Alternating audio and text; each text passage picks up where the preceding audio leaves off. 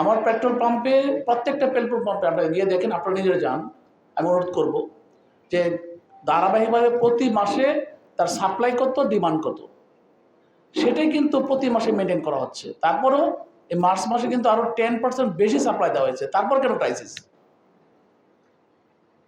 আমি যদি গত বছর থেকে মার্চ থেকে শুরু করি, যে এক্সপ্লেনেশনটা আমাদের জ্বালানি মন্ত্রী দিয়েছেন আমাদের পিএম এর সামনে, আমাদের সমস্ত বিএনপির সরকার দলের সমস্ত এমপির সামনে দিয়েছেন পার্লামেন্ট হাউসে, বোর্ড যে পার্লামেন্ট মিটিং হওয়ার আগে যে মিটিংগুলো হয় সেখানে, উনি স্পষ্ট বলেছেন যে আপনারা প্রত্যেকে পেট্রোল পাম্পে গিয়ে দেখেন যে প্রতি মাসে যে সাপ্লাই ডিমান্ড ছিল, ডিমান্ড অ্যান্ড সাপ্লাই, আমরা সেটা মেনটেন করে যাচ্ছে। তার হঠাৎ করে কেন তার 3 গুণ হয়ে যাবে বা 4 গুণ হয়ে যাবে?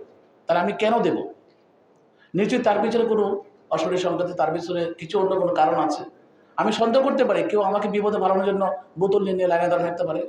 আমি সন্দেহ করতে পারি কেউ তার দলের লোকজনকে বলতে পারে, হ্যাঁ লাইনে গিয়ে অন্য নিয়ে দাঁড়িয়ে থাকো, দেখাও দেশবাসীকে পেট্রোল নেই। আমার তো সাপ্লাই ডিমান্ড আমার ঠিক আছে, আমার স্টক আছে। আমি জানি যে ওই লবণও যদি বলা হয় যে লবণের দাম, লবণ পাওয়া যাবে না 3 দিন পরে, 5 দিন পরে, কালকে মার্কেটে লবণ পাইবেন না, সব কিনে বইরা ফেলাইব।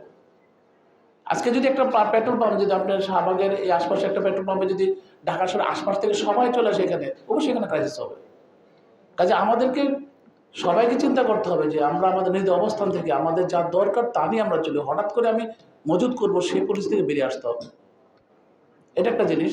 আর সরকার এখানে খুবই আন্তরিক এবং অত্যন্ত দক্ষতার সাথে প্ল্যান করে যাচ্ছেন। আমাদের বর্তমান প্রধানমন্ত্রী তারেক রহমান সাহেব, মাননীয় প্রধানমন্ত্রী সবসময় এই বিষয়টা নিয়ে সজাগ আছেন। আমি মনে করি আমাদের কোনো ক্রাইসিস হবে না আল্লাহর রহমতে।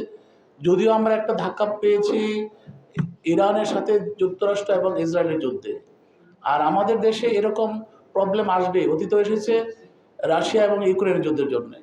কাজে এই ক্রাইসিস আসবে এবং ক্রাইসিস ম্যানেজমেন্ট করে আমাদের বের হয়ে আসতে হবে, এটি স্বাভাবিক। তো যাই হোক, এই ক্ষেত্রে আমি মনে করি না যে তেমন একটা সমস্যা হবে। আমরা নিজেরা সেই জায়গা থেকে বুঝবো, যদি কোনো সমস্যা হয় আমরা নিজেরাই সেই ব্যাপারে অকেবল আছি এবং সরকার সেটা ক্লিয়ার করবে। 200-র বেশি সার্ভিস ও ফিচারে লেনদেনের সব বিকাশ অ্যাপে সম্ভব।